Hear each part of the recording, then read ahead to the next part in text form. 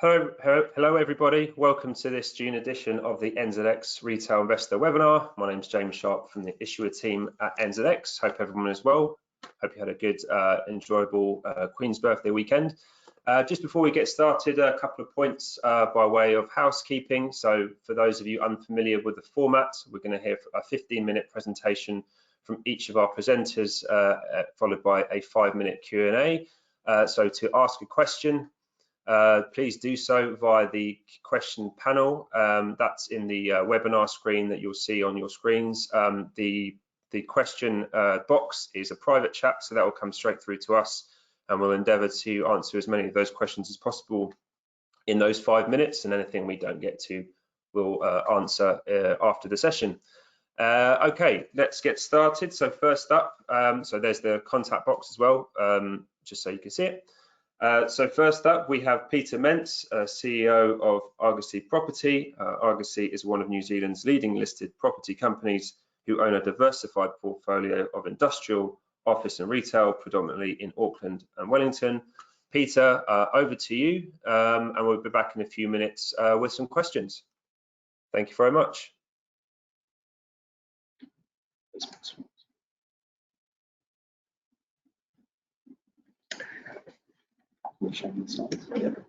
Just check to make sure that that's up.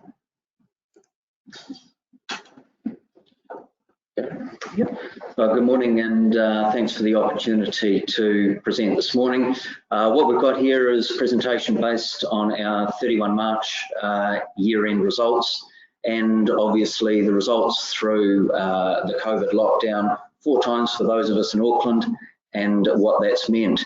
Overall, we're really happy with the results for the year, and I think you can see from some of the key metrics coming through here that we've shown a fairly resilient property portfolio during the year.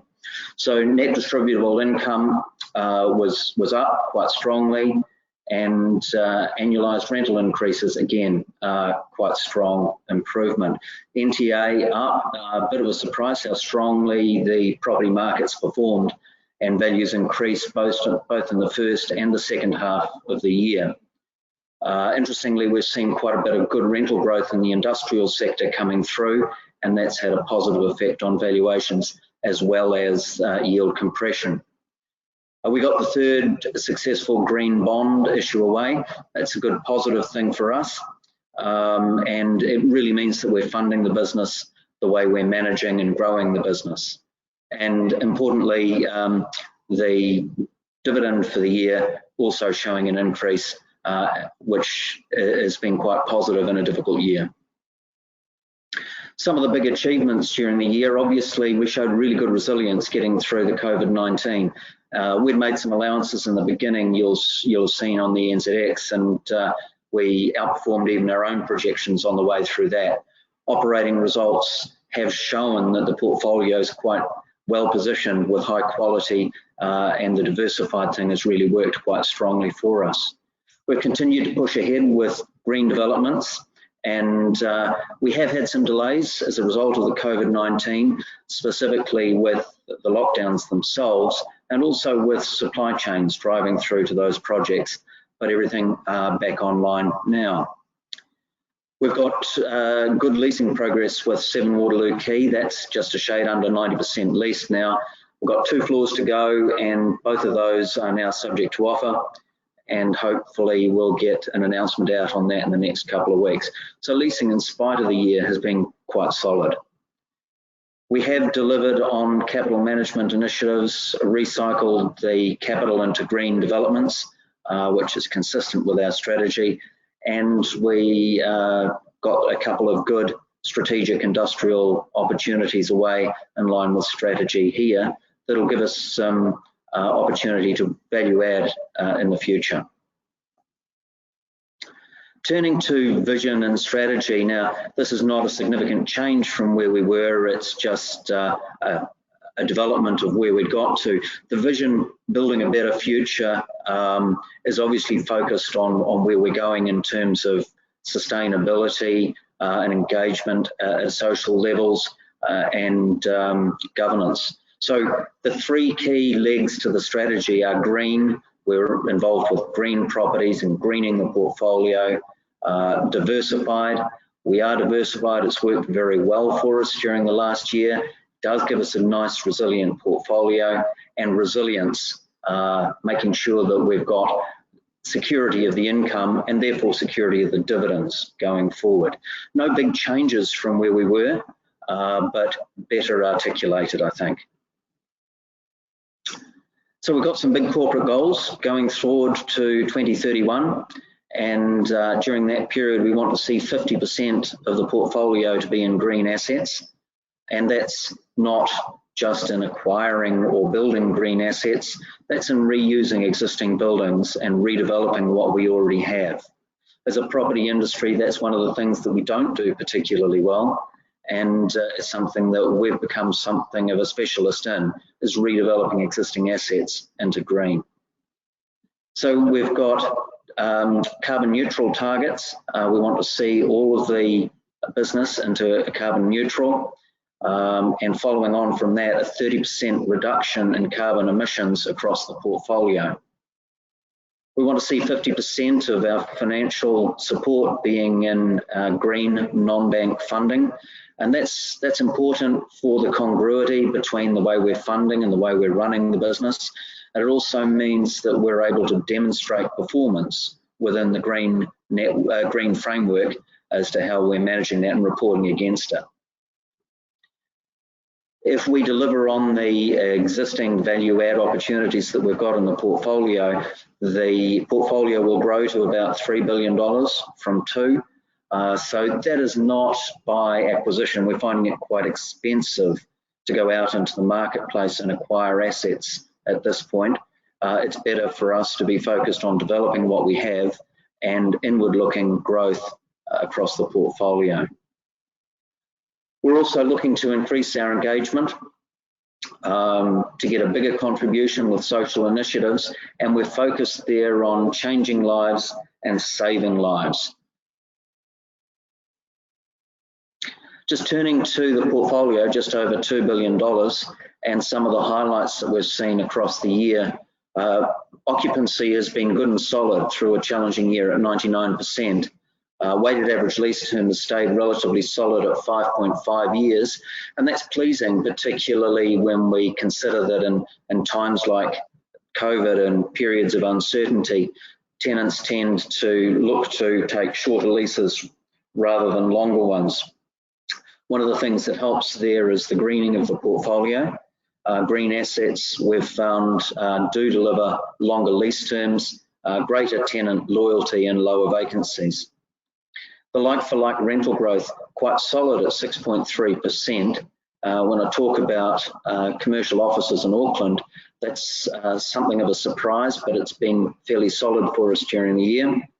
And as we mentioned before, annual revaluation gain during the year, quite solid, and with recent activity in the market, that suggests that if anything, there's more to go. Looking at the portfolio and just covering on a couple of details on the way through here, the total portfolio value, you see the smallest sector there is in large format retail. We don't have any traditional retail left in the portfolio. The offices at about 40% and the industrial sector are nearly half the portfolio running through. So that's worked relatively well. Now, industrial is still performing rather well, both in Auckland and in Wellington. Retail is obviously facing the challenges of the increase in internet retail in general, which has been exacerbated or sped up by the COVID lockdown. Offices, Wellington is still looking pretty solid, and whilst there's trending for remote working, flexible working, working from home, affecting the office market both in Auckland and in Wellington. Wellington was coming from a deficit scenario because of the buildings lost during the earthquakes. Auckland has generated an increase in space as a result of subletting from people who are no longer working from the office. So Auckland is likely to be flat for the next 3 to 4 years as we pick up what is about 100,000 square metres of excess space in the market, but Wellington is still growing strongly, and there's more supply coming in Wellington. So don't see any challenges in the Wellington commercial market. Auckland likely to be softer. Portfolio value by region, no surprise. Biggest focus is into the higher growth Auckland market, then the Wellington market, and only a very small amount in the regional North Island and South Island property. Portfolio value, the majority of that is sitting in our core property assets, which is nicely put together. The value add section of the portfolio, I've got a slide that I'll brush over in a minute just to illustrate what the value add potential is. And you see nothing sitting in the non-core or property assets looking for sale. So if we turn then to the size of the value add properties, and this is important because it does illustrate that we've got plenty of growth opportunities within the portfolio before we start looking outside.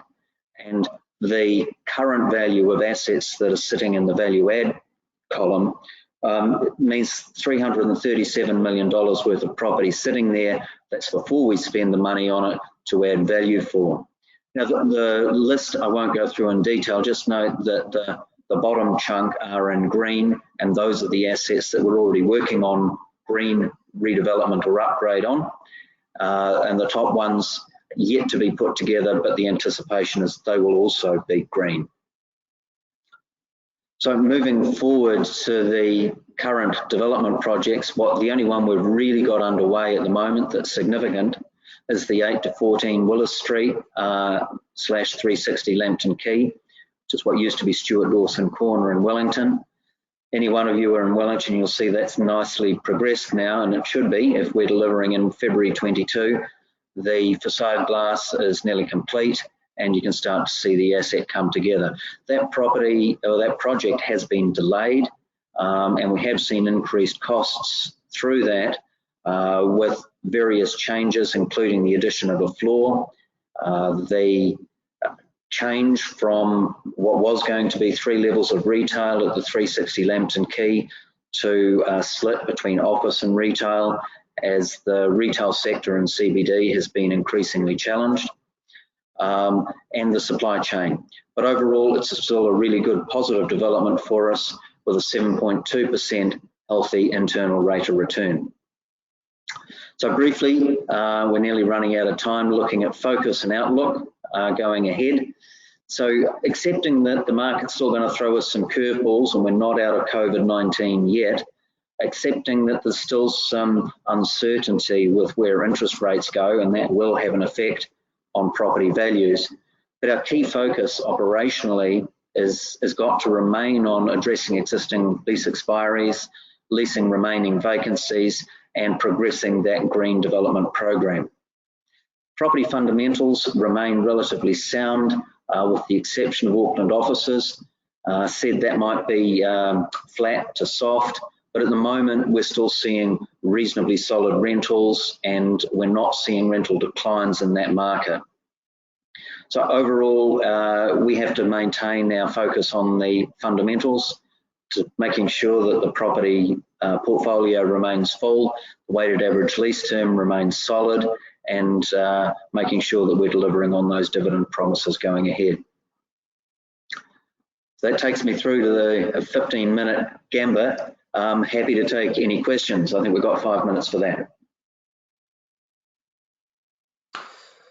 Thanks very much, Peter. Great stuff. Yes, we do have a few questions, and just to stress again that anything we don't get to, we will answer or get an answer for you after the session. So if I can start with just picking up what you said just there, WALT. So the question is, how is WALT calculated, and what is its importance? Okay, so taking it in opposite order, the weighted average lease term is a measure of the risk of the income level across the portfolio. So that's why it's important. What we do to calculate it is quite simply, we take, in each case, we take the lease term of each lease in the portfolio, multiply it by the rental, the net rental that applies to that lease. We sum that right across the portfolio and then divide it by the total rent. So that gives us an average lease term weighted by the rental income that we're getting. So as such, as I say, that means that it's a measurement of the risk of the income across the portfolio. We obviously want to see it as long as is possible, but that shows that we've got good confidence in being able to deliver on our dividend and earnings per share. Great, thanks, Peter. Another question we've had come through is, what's the additional return / premium expected on green properties versus non-green? Yeah, that's a question I often get, and it's slightly difficult to answer in that every property is somewhat different. The green assets are delivering us the same sort of return and internal rate of return that other assets are. We're spending a bit more to get to green, but it does stack up in much the same way that the others do. And that's because we're getting increased rentals, increased leasability, so less vacancy period, longer lease terms, and greater tenant loyalty. And that latter thing is because the tenants that we have that are in green buildings tell us that they're getting less staff absenteeism, greater pride from their staff in working for a company that is in a green property, and there's a better level of identification. So you get that happy tenant thing going on. That means that they have less inclination to consider somewhere else. So those are the value drivers, but the rate of return is roughly equal. We're not spending a great deal of extra money to get there, so long as we start early. Okay, interesting. Thank you very much. And probably just time for one more. So why is your focus on greater than 50% in non-bank funding? Look, that's about making sure that we have a low risk level in the way that we're managing the capital across the business, in the same way that we're targeting a low risk level with the diversified office portfolio. So we want to reduce the potential for external shocks, and to diversify the bank funding in the same way that we've diversified the property holdings makes really good sense. Great. Peter, thanks again for joining this morning. That's all I think we've got time for in terms of questions. Thank you very much. See you again soon. I'll let you sign off. Have a great day. Thank you. You too. Cheers. Thanks, Peter. Over to you. So Chris, co-founder and director of New Zealand Rural Land Co. Rural Land Co is a newly listed company that was formed for the purpose of acquiring rural land across New Zealand. We've seen an abundance of activity in this area recently, so look forward to hearing more about it. Over to you, Chris. Thank you very much for having me today, and we've just released this presentation to the market post the settlement of a $122.7 million worth of acquisitions last week. And obviously the week preceding that, we announced a 2-for-3 rights issue to raise another $44.3 million. So this presentation really serves as an update to investors, and you're really hearing from me first in that regard. So if we just go through, and there's the standard disclaimer there, and we'll just recap the IPO documents. So remember, we listed on the NZX via an initial public offering on the 21st of December 2020. And really, I just wanted to briefly recap what we said was that we were incorporated at the New Zealand Rural Land Company solely for the purpose of acquiring rural land across the New Zealand agricultural sector. And we said we'd partner with and lease to experienced farmers and food producers, and we offer a differentiated investment proposition to what was currently available on the NZX at the time. We offer exposure to agriculture and rural land as an asset class without the direct operational exposure and volatility associated with the commodity prices. And that is very different to what has gone on in the past.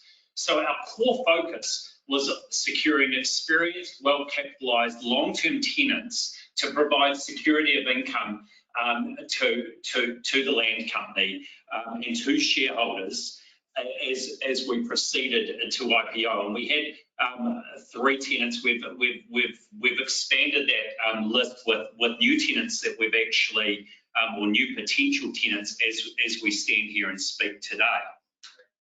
Really, market forces were creating an opportunity, and they still exist, and I want to emphasise that later in the presentation, to acquire really high quality rural land assets, in particular dairy assets, at very attractive prices. And we did say, look, the initial focus of the money, and that is what we've done with the money, was on dairy. But we will target other rural land assets, and I'll come to that in due course. And as I said, the real differentiating factor with the land company was that we separated land ownership and operations.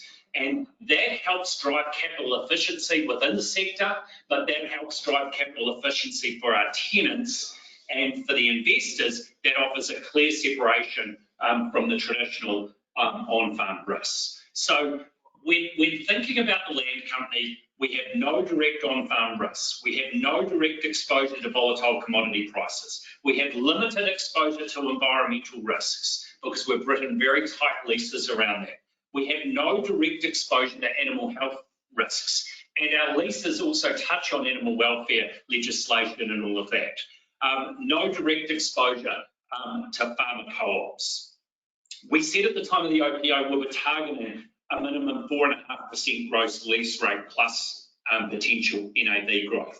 That we aim to pay dividends by Q1 2022, that's calendar Q1.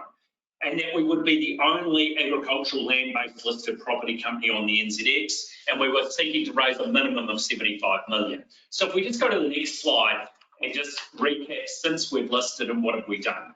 We were the largest IPO on the NZX in 2020, and we raised the minimum 75 million.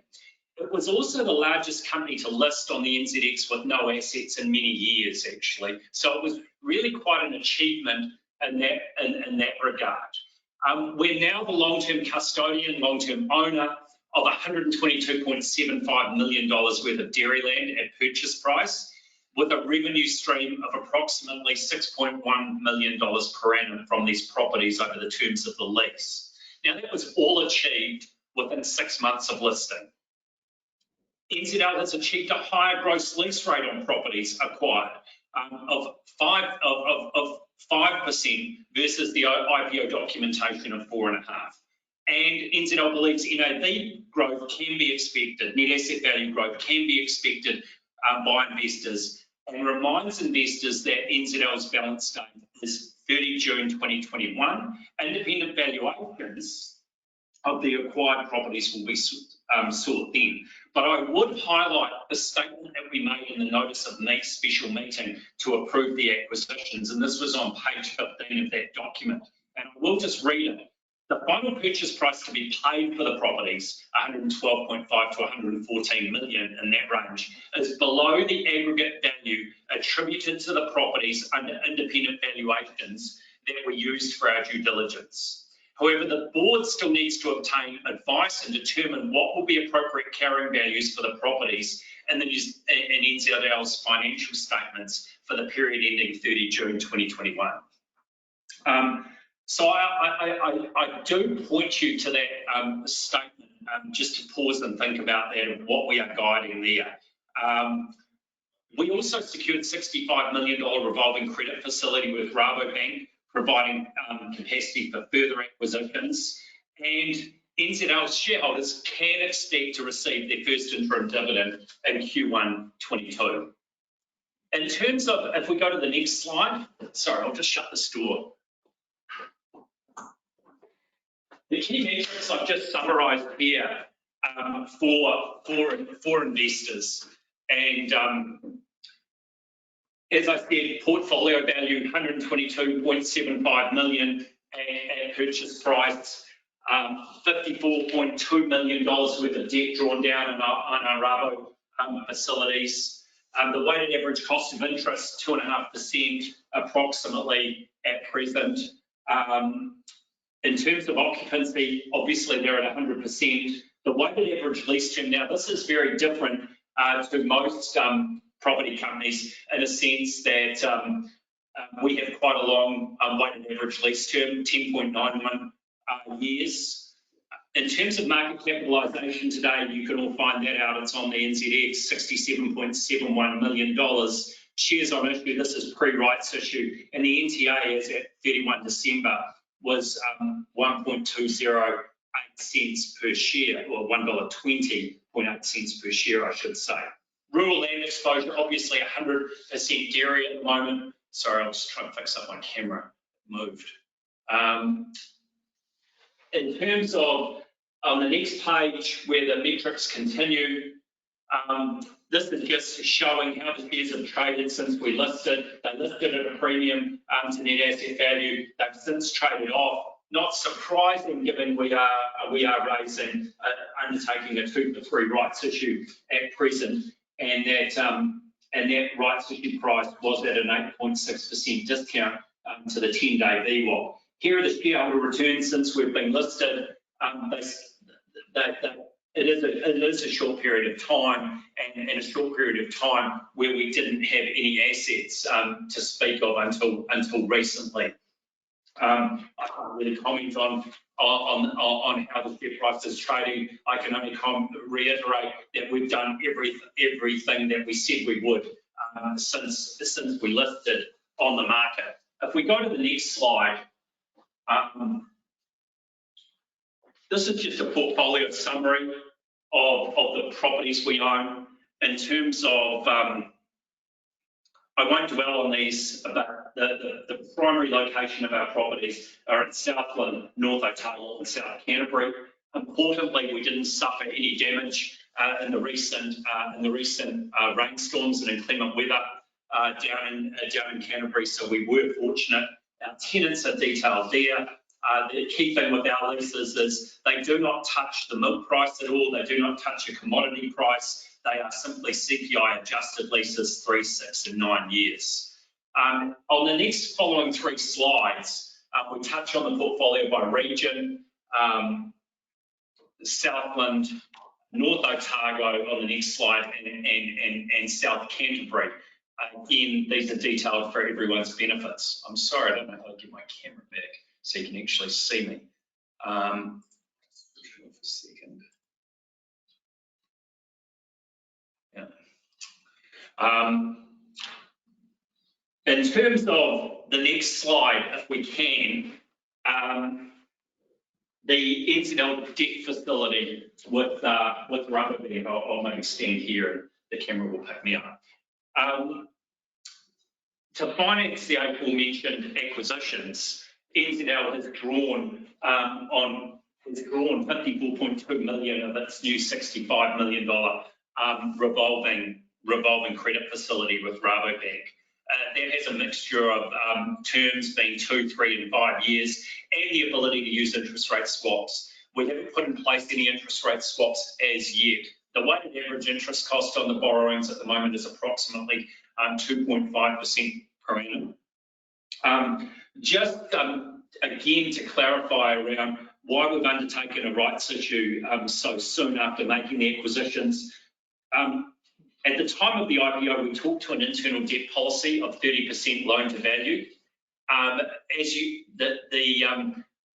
The facility has a 40% limit on a loan to value ratio covenant, I should say covenant, a 40% covenant loan to value ratio.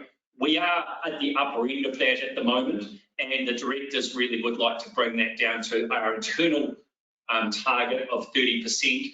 But also, we do have a very strong pipeline of assets, and we want to take advantage of that at present. So if we just go to the next slide, and the rights issue is a 2-for-3 at $1.10. It was at an 8.6% discount to the 10-day VWAP as at when we announced this and issued the cleansing notice on the 24th of May, 2021. Look, as I said, the proceeds will be used to reduce our debt back to that 30% internal policy target and capitalise on the pipeline. The timeline for the rights issue is detailed here, and also I've just done a quick analysis of it for people's benefit of a shareholder with 10,000 shares so they can see what happens and what happens to their cost base. If we go to the next slide and talk about the acquisition pipeline. Now, we had one acquisition of $12 million as part of this larger transaction that we just settled, which we may acquire by the 1st of December. The vendor is looking to refinance this property. I think they'll get the refinancing they require on it. We've already written a conditional lease on this property. At $12 million, we would happily own it. It would be a very attractive purchase price for us relative to valuations. I don't see this transaction actually concluding, but we flag it as a potential transaction. But the key point here, in the next point, is what does our pipeline look like? And our pipeline is 130 million plus of rural land assets, and I've broken it down here. And there's another 100 million of dairy assets that we have targeted. There's 6 million of viticultural assets. In viticulture, in some regions, there's smaller vineyard sizes. Obviously in Nelson Marlborough, the vineyard sizes are larger. We are looking all over the country. With viticulture, one of the key things again with our dairy farm strategy is the tenant. And we have a very good tenant in mind that is looking for specific assets, and we are working with that tenant to look at expanding into viticulture if pricing permits. Everything for us is driven on price and can we get the yields for the investor. We are not just trying to diversify our portfolio for the sake of it. We have no targeted asset mix. We are opportunistic buyers of rural land assets to hold them for the truly long term and deliver a yield to our investors. That is very, very different from having a targeted asset mix. We're also looking at horticulture. I would say not kiwi fruit. We're struggling with where kiwi fruit is at the moment. There's plenty of competition in kiwi fruit and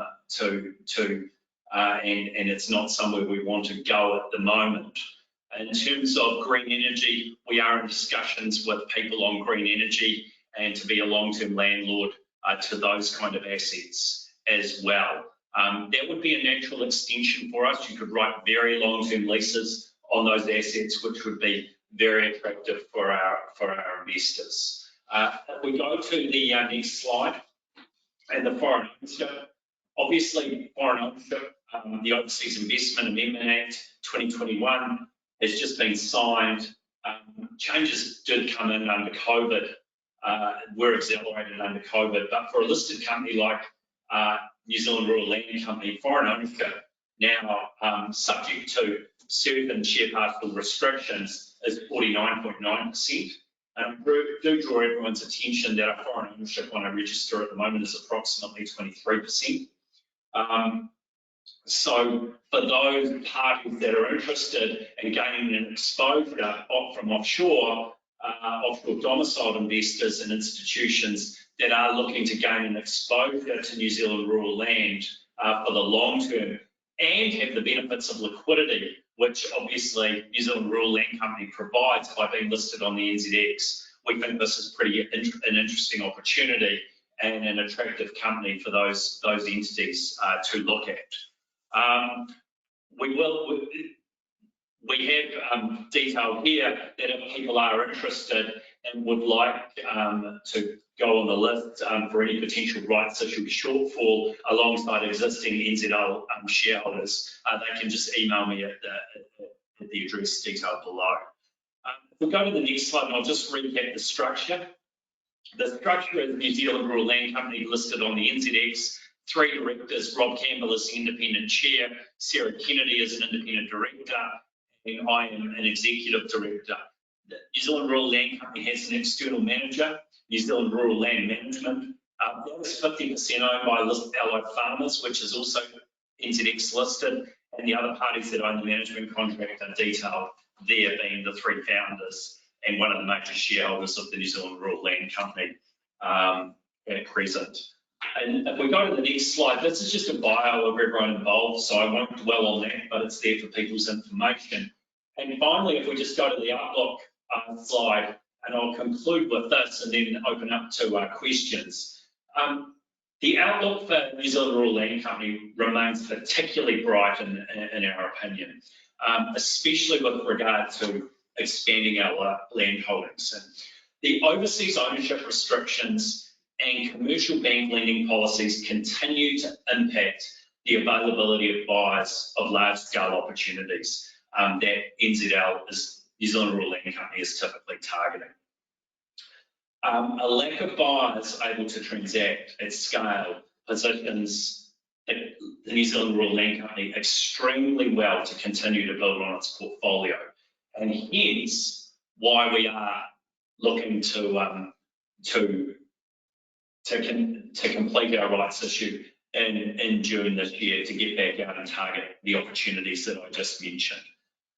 The outlook remains somewhat in contrast to recent headlines, which are clearly positive for long-term land appreciation in our opinion. These headlines are not currently having a dramatic impact on large-scale rural land prices, one would intuitively expect. And I've detailed some of the headlines, and you've all read about them, obviously, with the milk price, China now moving to a 3-child policy. So the NZL directors continue to believe this, the opportunities in front of us are truly compelling to continue to acquire land at scale, and hence why, just to reiterate, we've sought a larger amount of capital in the rights issue to enable NZL to continue to maximise the opportunity set at present. And the opportunity set is very, very real. With that, I'll leave it open for questions. Chris, fantastic. Thanks very much for that. Really comprehensive. So we've probably just got time, and just to say again, we will get these questions answered that we don't get to ask. So we've probably just got time for one. I'm going to put a couple of these questions. They're on the same vein around risk. So we had one, what are your main risks? And we've had another one about, what are the long-term trends of milk demand, and does this affect you? So something about risk, and a couple of others similar to that. If you've got anything you want to say on that in terms of expanding on some of those themes you've already touched on? Well, of course, mate, the major risk, and it's in the entire country faces this risk, of course, is and I don't even like to talk about it, is disease risk and its impact on land prices as a result of that across the country. But that would have to be pretty cataclysmic in my opinion. So, but if we're talking about risks, and clearly risk around, the principal risk for us as a landlord is around the tenant, and can the tenant continue to pay? And look, the milk price is strong at the moment, but we were deliberately not focused on linking any of our rental streams, any of our leases to the milk price. The tenant needs to keep all of their on-farm activities themselves, including all of their revenue streams, and we charge a lease. Now, to achieve the leases that we have not asked the tenant to pay more. We have benefited from the fact that there is a disconnect at the moment between milk price and land prices. Now, I'm not talking about smaller farms or things like that. Smaller farms you are seeing in the real estate institute numbers, their prices are creeping back up. I'm talking about $30, $40, $50 million portfolios of farms. There are few buyers that can transact at that scale, and that is where New Zealand Rural Land Company is advantaged. So principal risk is for the whole country, not just exclusive to New Zealand Rural Land Company, is disease, and none of us really want to talk about it and think about it. But we do have systems and protocols in place, and you've seen how the government's reacted to that across kiwi fruit and with embovis in the past. And so I think there's risk mitigation strategies there, but obviously our tenants. And the other thing to understand with our tenants is we do require a very high equity proportion on their balance sheet in terms of the leases, and we guided people in the IPO documents that we had a targeted a target around their balance sheets of 6 times the annual lease value in free equity on their balance sheets. And we continue to work to that target. So that enables us enables the tenant and ourselves to weather the vicissitudes of what are volatile commodity prices. We all know that. Okay, great. Really interesting insight, Chris. Once again, thank you very much for joining this morning. I think we'll conclude there, and then we'll catch up with you again soon, Chris. And as I said to everyone, any questions we didn't get to, we'll send those through to Chris and get some answers. Chris, thanks very much. I'm going to let you go. Enjoy the rest of your day. No problem. Thank you very much. Thank you very much. So we'll then move to our final presentation. Hello again, Bill. Just to reintroduce, Bill McDonald, CEO of ARVIDA Group, one of the leading providers of aged care services in New Zealand, with a portfolio of 32 communities nationwide, offering a wide range of facilities and services. Hopefully we'll get the presentation up, and yeah, we're very well aware, of course, that the technology is a bit of a moving target, but we can see the presentation, Bill. Yep, it should be seen up now. Fantastic. Okay, I'll hand over to you, and I'll come back to you again in a few minutes with some questions. Thank you very much. Great, thanks, James.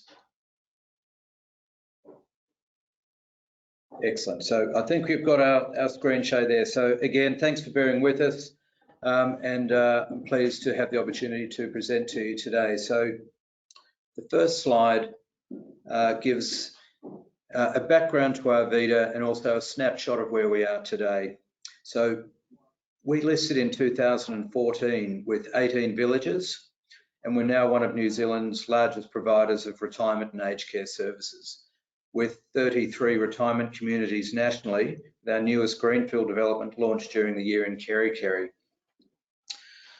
Our market capitalisation now is around that $1 billion mark, and we have total assets of over $2 billion.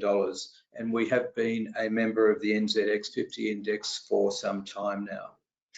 And as you can see on that slide, we're well distributed across the country with 1,672 aged care beds and 2,695 independent retirement units. So our mission is to transform the ageing experience, and it's been something which we've been very focused on since our IPO some 7 years ago. Now, I think that our strategy will give you some guidance on what it means to transform the ageing experience. So this year we combined two of our more traditional strategic pillars of building well and buying well into building and buying well, and this is a reflection of our greater focus now on greenfield development and rollout as opposed to acquisition, which of course has served us very well over the 7 years. So that plank allows us to grow and expand our operations through selection of whether that be greenfield or existing brownfield opportunities in existing villages that enable us to deliver long-term value. Living well, our second plank, is one of our key strategic differentiations. We invest in our employees and our organisation's culture in order to create a truly resident-led service, and that's something which we've been very focused on since day one. And it's, I think, something which will pay dividends over time as you see issues arise through the whole understanding of the institutional aspects of residential aged care. And part of this is our third plank, engaging well, which relates to the health and well-being of our communities. And what I'll touch on a little later in the slideshow is our new business model, ARVIDA Good Friends, which relates to that component of the community which we don't touch through the 14% penetration rate of the retirement sector into the over 75 markets. And that is those who stay at home. And nurturing well, our fourth plank relates to the way in which we manage our business in a responsible and sustainable way to help create thriving communities whilst limiting our impact on the environment. So how did we go against those strategies in FY21? Well, from a buying and building perspective, we didn't make any acquisitions of retirement villages last year. It was a COVID year, of course, and we were very much impacted by that. But what we were able to do was deliver 247 new units. That was 114 care suites, and we also delivered our first stage of our first new greenfield development in KERIKERI. We still have a development pipeline of over 1,300 units, which we will be building on this year, and a development margin of 15% across that delivery. So very pleased with our capacity to deliver, and I think it's now becoming well understood that ARVIDA now has a strong development and delivery capacity internally. Living well, a very important one for us, as I stated earlier. We have a staff engagement index of 86%. We delivered over 45,000 training modules throughout the year. We had no notified health and safety injury incidents, and very importantly, 83% of our care centres hold a 4-year certification period, which really is the gold standard of residential aged care. So we're very pleased with that increasing statistic year on year. And we were also the only company in New Zealand to be included in the Refinitiv Top 100 Diversity and Inclusion Index, which was a great thing to have happened last year. Engaging well, 48% NPS survey from our village residents and 43% NPS result from our care resident survey. We're really pleased with that. NPS scores at that level are quite telling and very hard to attain, no matter what industry you're in. And we also retained our 95% care occupancy across the year, although that did dip through the COVID period when we were unable to bring new residents in. And we also importantly started our first ARVIDA Good Friends community this year, which I'll talk a little bit more to in a coming slide. Nurturing well, our carbon emissions are now measured and independently audited. Our emissions reduction target is set. 50 tonnes of carbon credits were offset, and we also successfully put together our first retail bond issue of $125 million. So I think the key highlight of last year obviously was the pandemic. We look after some of the most vulnerable people in our community, and that was key to our business last year and how we navigated that crisis. So we looked at it in 3 ways. The first one was to prepare our staff. The second was to safeguard our residents, and third was to protect our business. And due to that approach, we had no positive cases recorded either in our resident or our staff body, something we were really pleased about there. And I think it was due to the fact that the sector was able to work very closely together, and we were able to stay one step ahead of Ministry of Health guidelines to ensure that we were able to keep both our residents and our staff safe. And I think what's resulted there has been a growing positive sentiment towards the sector, and we're seeing that increased demand for both our aged care beds and for our units. So our development milestones for the FY21 year. Aria Bay was the first delivery of care suites for us. Care suites are of course core to our strategy, and we're able to deliver 59 of those in our first purpose-built development at Aria Bay in Auckland's Browns Bay. And we've had very strong demand for those units since we opened a couple of months ago. We also opened CREST TAURANGA care suites, our second care suite development, with 55 care suites and 29 apartments. Again, there has been really strong demand for the units there. We've been thrilled with the way in which the community has responded to that offering. As I mentioned, we have launched our ARVIDA Good Friends business. Excuse me, I'll get rid of this call. Good Friends is a new strategic launch for us. And as I mentioned earlier, we do have, as a sector, a very healthy 14% penetration into the 75 plus market in New Zealand, which from a worldwide perspective is very strong. But to us, it does mean that we're leaving aside a very large cohort of the community that either can't afford to move into retirement living or choose not to. So we had a good hard look at the home care sector, didn't really find it terribly appealing, so looked around the world for a better model, and we found one in which was led by technology. It enables us to provide a better service and a better way of delivering scarce dollars to the home care sector. What we did feel, though, was that simply home care on its own was not quite enough to alleviate the loneliness and isolation crisis, which is certainly prevalent in our community now and will only become more so in the future. So we also developed a community centre as a pilot at Park Lane in Christchurch, and you can see a photo of it there. It's a magnificent building, and we've been up and running for a couple of months now, and it's going particularly well.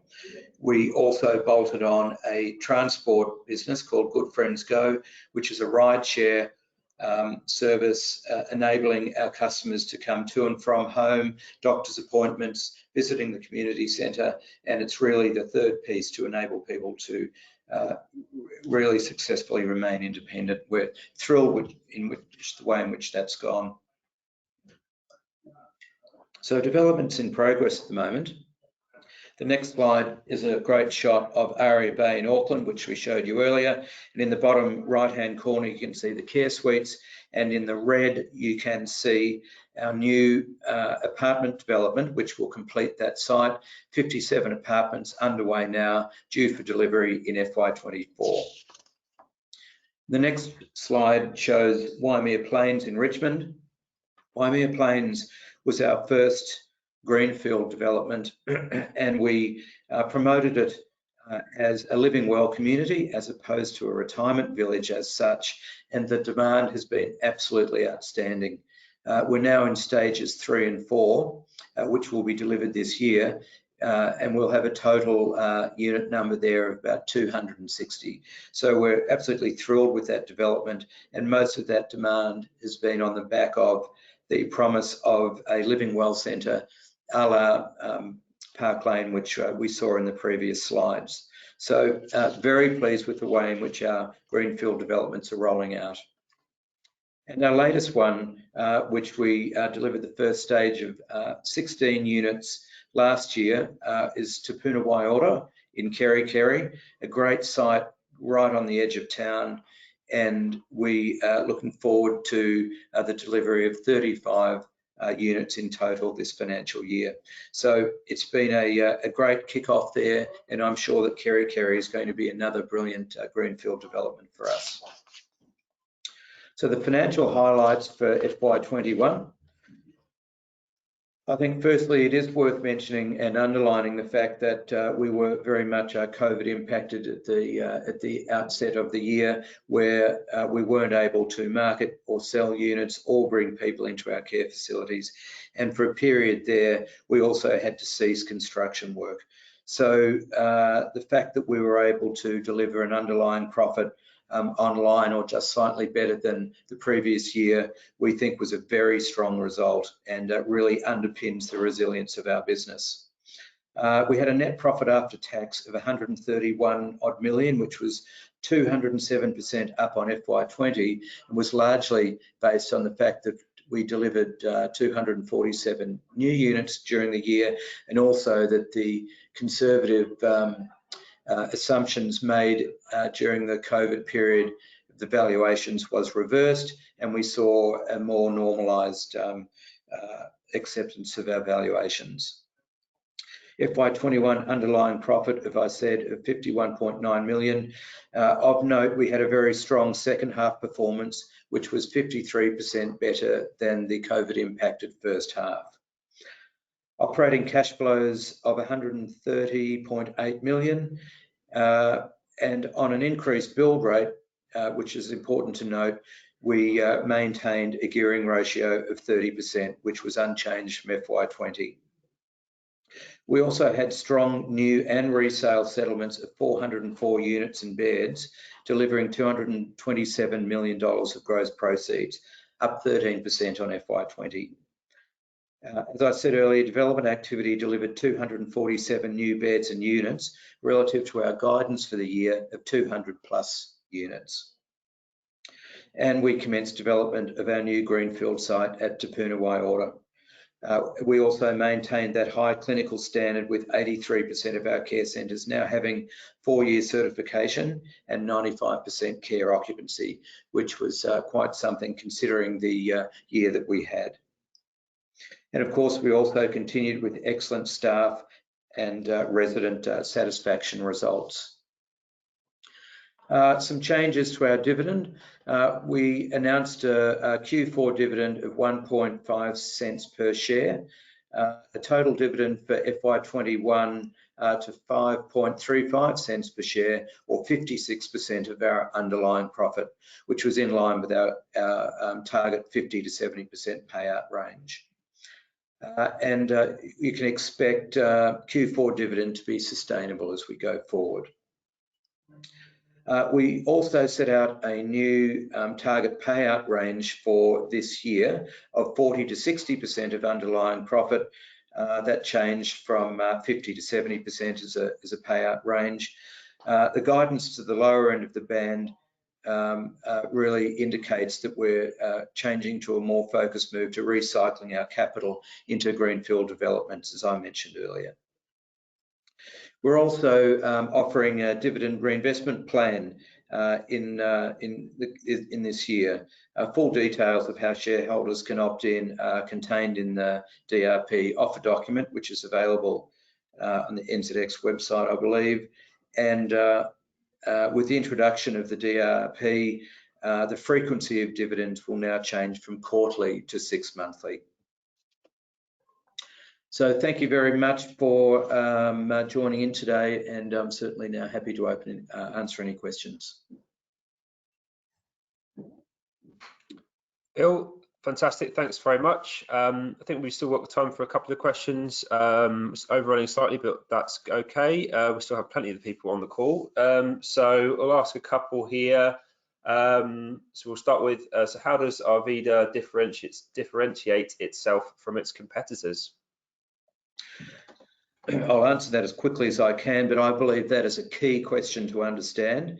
It's a very competitive sector, as we're all aware, and differentiation is critical to us. So firstly, we see ourselves as very much resident-led in our approach to delivery of both care services and services to those living independently. And if you look at what we're doing with our ARVIDA Good Friends strategy, moving our community facilities from the centre of the village to the edge of the village, where they're available to members of the broader community, is probably our key differentiation, whereby we enable people to access our facilities, join in activities with our staff, and understand more about our offering before becoming residents. So a great funneling capacity, but also a way in which we can attach broader cash streams to the greater community as we offer services to those that don't live within our communities. Fantastic, thanks very much, Bill. I think time for just another final question. How do you see the business developing over the next 5 to 10 years, so a slightly longer term view? Well, we're in one of those unique industries where we have a growing customer base year on year. And as you can also see, the penetration rate of the retirement sector has also grown year on year. Since I came to New Zealand some 10 years ago, I think we've moved from a penetration rate into the over 75 market of about 6% through to 14%. I could certainly see that growing. Certainly sentiment towards the sector, both on the care side and on the retirement side, has improved post-COVID as people have looked over the fence from afar, not only potential residents but also families, and seen that things went pretty well within the retirement communities, and that they're a good place to live if you're getting a bit older. So I can see growth continuing at a rapid rate, and I would like to think that ARVIDA's differentiated approach to creating a more community-focused delivery of services is going to be much more aligned with the coming baby boomer cohort, and that we will be able to ride that growth wave probably better than some of our competitors going forward. Great. I think that's all we've got time for. Bill, thanks very much again. Thanks for answering the questions and thanks for your presentation. We'll conclude there. So we'll let you go. Enjoy the rest of your day. Thanks, Joe. And thanks very much, Bill. And that concludes this month's Retail Investor webinar. We're going to be back next month showcasing some more issuers. Hope you found it informative. And thanks again to all of you who's joined and to all our presentations. Enjoy the rest of your day and see you again soon. Thanks. Bye-bye.